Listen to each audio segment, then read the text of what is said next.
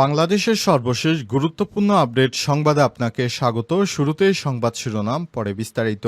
প্রথমে জানাবো, উপদেষ্টা আসিফ এবং মাহফুজকে পদত্যাগের আহ্বান জানালেন ইশরাক। অন্তর্বর্তীকালীন সরকারের সব দায়িত্ব থেকে উপদেষ্টা আসিফ মাহমুদ ও উপদেষ্টা মাহফুজ আলমকে পদত্যাগের আহ্বান জানিয়েছে বিএনপি নেতা ইঞ্জিনিয়ার ইশরাক হোসেন। আজ নিজের ভেরিফাইড ফেসবুক পেজে তিনি একটি পোস্ট দিয়েছেন। ফেসবুকে ইশরাক হোসেন লিখেছেন, গণতান্ত্রিক ভাষায় রাজনৈতিক শিষ্টাচার মেনে যৌক্তিক কারণে উপদেষ্টা আসিফ মাহমুদ ও উপদেষ্টা মাহফুজ আলমকে অন্তর্বর্তীকালীন সরকারের সব দায়িত্ব থেকে পদত্যাগের আহ্বান জানাচ্ছি। যেহেতু এটা প্রতীয়মান যে আপনারা রাজনৈতিক দলের সঙ্গে সম্পৃক্ত আছেন, হয়তো আগামীতে সরাসরি যুক্ত হবেন, এটাও অনেকটা স্পষ্ট। আপনারা নির্বাচন করবেন, তাহলে আপনাদের পদত্যাগের দাবি কি অযৌক্তিক, নাকি এটাই সঠিক পদক্ষেপ হবে এবং আপনাদের নিয়ে রাজনৈতিক বিতর্কের অবসান ঘটবে। এরপর জানাবো, টুকরো টুকরো হওয়ার আশঙ্কায় সিরিয়া, গৃহযুদ্ধ আসন্ন। সিরিয়া নিয়ে ভয়ঙ্কর সতর্কবার্তা দিয়েছে মার্কিন যুক্তরাষ্ট্র। দেশটির পররাষ্ট্রমন্ত্রী মার্ক রুবিও বলেছেন, কয়েক সপ্তাহের মধ্যে সিরিয়া সম্ভাব্য ধস এবং ব্যাপক গৃহযুদ্ধের মুখোমুখি হতে পারে। এদিকে পাকিস্তানের বেলুচিস্তানে বোমা হামলায় কেঁপে উঠল স্কুল বাস, ৩ শিশুসহ নিহত ৫।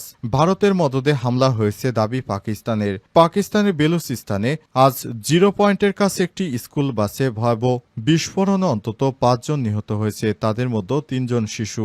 আহত হয়েছে অন্তত ৩৫ জন। এই ঘটনার নিন্দা জানিয়েছে দেশটির সামরিক বাহিনী এবং রাজনৈতিক নেতৃত্ব। জানাবো, রণক্ষেত্র পাকিস্তান, প্রদেশের স্বরাষ্ট্রমন্ত্রীর বাড়িতে আগুন। পাকিস্তানের সিন্ধু প্রদেশে পুলিশের সঙ্গে আন্দোলনকারীদের সংঘর্ষ হয়েছে। এ সময় প্রদেশের স্বরাষ্ট্রমন্ত্রী জিয়াউল হাসান লাঞ্জারের বাসভবনে আগুন দেয় আন্দোলনকারীরা। এবারে জানাবো, যুক্তরাজ্য থেকে বড় ধাক্কা খেল ইসরায়েল। যুক্তরাজ্য থেকে বড় ধাক্কা খেয়েছে ইহুদিবাদী ইসরায়েল। গাজায় হামলার জেরে দেশটির সঙ্গে নতুন মুক্ত বাণিজ্য আলোচনা স্থগিতের ঘোষণা দিয়েছে যুক্তরাজ্য। আজ আল জাজিরার এক প্রতিবেদনে এই তথ্য জানানো হয়েছে। প্রিয় দর্শক, এতক্ষণ শুনছিলেন সংবাদ শিরোনাম, এবারে বিস্তারিত। তবে তার আগে বন্ধুরা, অনুরোধ থাকবে এই সংবাদটিতে একটি লাইক দিন। এই চ্যানেলে আপনি নতুন হয়ে থাকলে আমাদের সংবাদটি দেখতে দেখতে চ্যানেলটি সাবস্ক্রাইব করে রাখুন। কমেন্ট করে বন্ধুরা আপনার মূল্যবান মতামত জানিয়ে দিন আপনি বিশ্বের কোন দেশ থেকে বা বাংলাদেশের কোন স্থান থেকে আমাদের সংবাদটি দেখছেন এবং শুনছেন। আর বন্ধুরা, গাজা যুদ্ধে আপনি যদি নিরীহ ফিলিস্তিনিদের ভালোবেসে থাকেন, কমেন্টে ইয়েস লিখে বিশ্ববাসীকে জানিয়ে দিন। সংবাদটি আপনার সোশ্যাল মিডিয়া ফেসবুকে বন্ধুদের দেখার সুযোগ করে দিন। এবারে বিস্তারিত।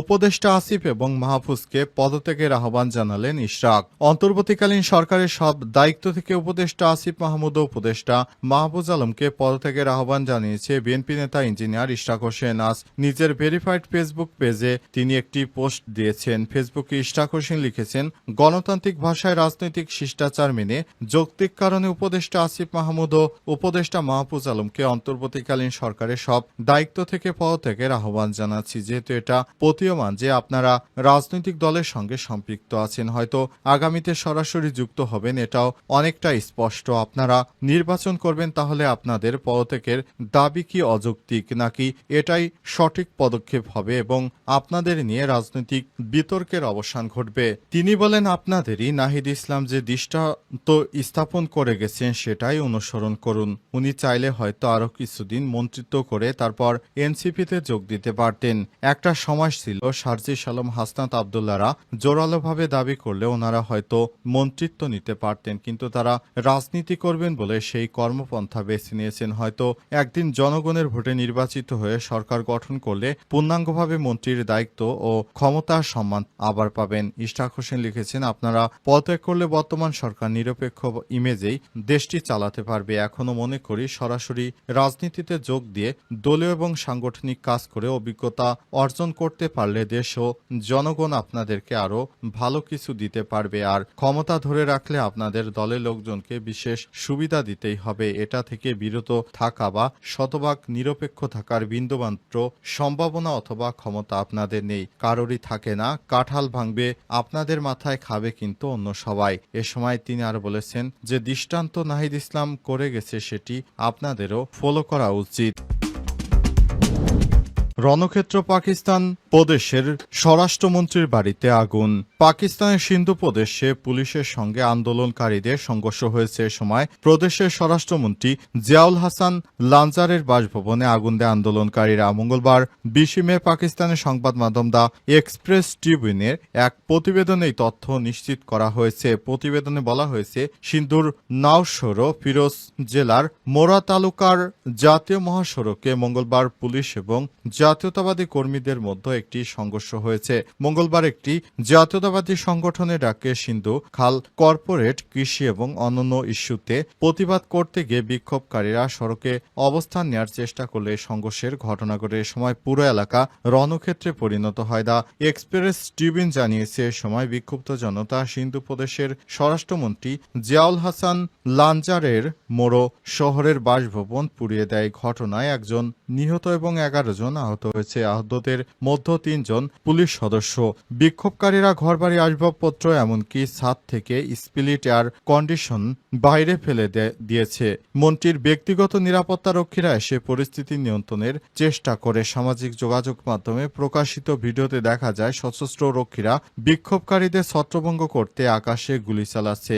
লাঞ্জারের বাড়ি থেকে কালো ধোঁয়া উঠতে দেখা গেছে, যা কয়েক কিলোমিটার দূরে দৃশ্যমান ছিল। মোরো শহরে সহিংসতা ছড়িয়ে পড়ার পর শহরটি তাৎক্ষণিকভাবে বন্ধ করে দেওয়া হয়েছে। বিক্ষোভকারীরা জাতীয় মহাসড়কে অন্তত 3টি কার্গো ট্রেলার পুড়িয়ে দেয়। পরিস্থিতি নিয়ন্ত্রণে আনতে স্থানীয় কর্তৃপক্ষকে এবং অন্যান্য জেলা থেকে পুলিশ ডাকতে হয়েছে। এ অবস্থায় পুরো এলাকা থমথমে অবস্থা বিরাজ করছে। টুকরো টুকরো হওয়ার শঙ্কায় সিরিয়া, গৃহযুদ্ধ আসন্ন। সিরিয়া নিয়ে ভয়ঙ্কর সতর্কবার্তা দিয়েছে যুক্তরাষ্ট্র। দেশটির পররাষ্ট্রমন্ত্রী মার্ক রুবিও বলেছেন, কয়েক সপ্তাহের মধ্যে সিরিয়া সম্ভাব্য ধস এবং ব্যাপক গৃহযুদ্ধের মুখোমুখি হতে পারে। আজ বিবিসির এক প্রতিবেদনে এই তথ্য জানানো হয়েছে।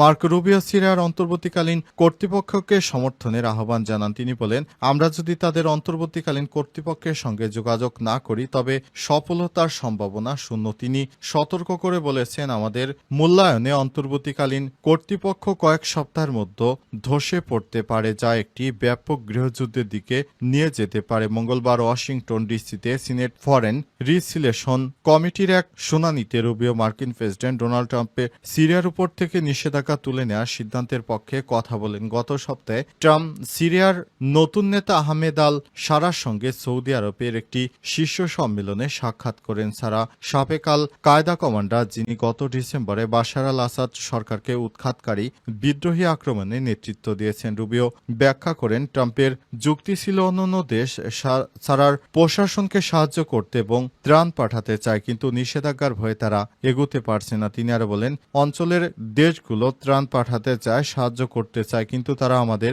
নিষেধাজ্ঞার ভয়ের কারণে পাচ্ছে না। সিরিয়ায় 13 বছরের ধ্বংসযোগ্য গৃহযুদ্ধের সময় আসাদের অনুগত বাহিনী দ্বারা